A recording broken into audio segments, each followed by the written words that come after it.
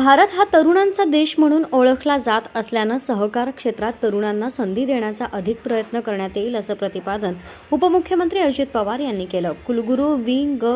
तथा दादासाहेब केतकर सभागृह अरणेश्वर इथं आयोजित Pune merchants co-operative bank limited शतक महोत्सवी वर्ष पदार्पण सोहळा व शतकोत्सवी बोधचिन्ह अनावरण कार्यक्रम प्रसंगी ते बोलत होते. कार्यक्रमाला आमदार सुनील टिंगरे, महाराष्ट्र राज्य सहकारी बँकेचे प्रशासक विद्याधर अनासकर, बँकेचे अध्यक्ष विजय ढेरे, उपाध्यक्ष सुधीर शेळके, संचालक मंडळ उपस्थित होते. पवार म्हणाले, सहकार क्षेत्रात काम करत असताना राज्याचं हित लक्षात घेऊन पुढच्या दृष्टीनं नवीन पिढीला मदत करण्यासाठी नवनवीन कल्पना राबवण्यात येतील. याबाबत मुख्यमंत्री एकनाथ शिंदे, उपमुख्यमंत्री देवेंद्र फडणवीस यांच्याशी चर्चा करण्यात येईल.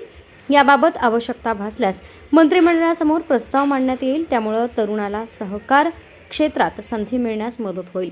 महाराष्ट्रात सहकार क्षेत्रामुळे विविध बदल झाले आहेत. सहकार चळवळ मजबूत करण्यासाठी या क्षेत्रात काम करणाऱ्या संचालक मंडळांनी विश्वासार्हता जपली पाहिजे. बँकेचे कामकाज करताना ठेवीदारांच्या विश्वासाला तडा जाता कामा नये, ही काळजी सर्वांनी घेतली पाहिजे. कर्जदारांनी देखील वेळेत कर्ज परत करावं, यामुळे या क्षेत्रात आर्थिक शिस्त लागण्यास मदत होईल.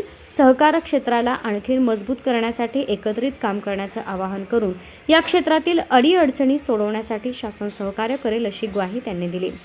पुणे मर्चंट्स को-ऑपरेटिव्ह बँकेला शतक महोत्सवी वर्षात पदार्पण केल्याबद्दल शुभेच्छा देताना ते म्हणाले, या बँकेच्या वाटचालीमध्ये बँकेच्या आजी माजी अध्यक्ष, संचालक, अधिकारी, कर्मचारी यांचं योगदान महत्त्वपूर्ण आहे. शतक महोत्सवी वर्षातील वाटचाल सहकार क्षेत्रातील खूप महत्त्वाचा वाटा असून बँकेनं आणखी एक मोठा टप्पा गाठायचा आहे. बँकेचे कार्यक्षेत्र राज्यस्तरीय करण्याबरोबरच छोट्या व्यावसायिकांना, तरुणांना तसंच पत नसलेल्यांनाही कर्ज देण्याबाबत संचालक मंडळाने विचार करावा. शतक महोत्सवी वर्षात विविध लोकाभिमुख काम करावे असे उपमुख्यमंत्री पवार म्हणाले. सर्वांना विश्वासात घेऊन शहरात विविध विकास कामं करण्यात येत असून ही कामं जलद गतीनं मार्गी लावण्याचा प्रयत्न करण्यात येत आहे.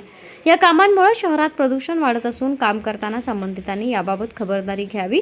नागरिकांनी याबाबत सूचना असल्यास प्रशासनाला कळवाव्यात असं आवाहन पवार यांनी केलं.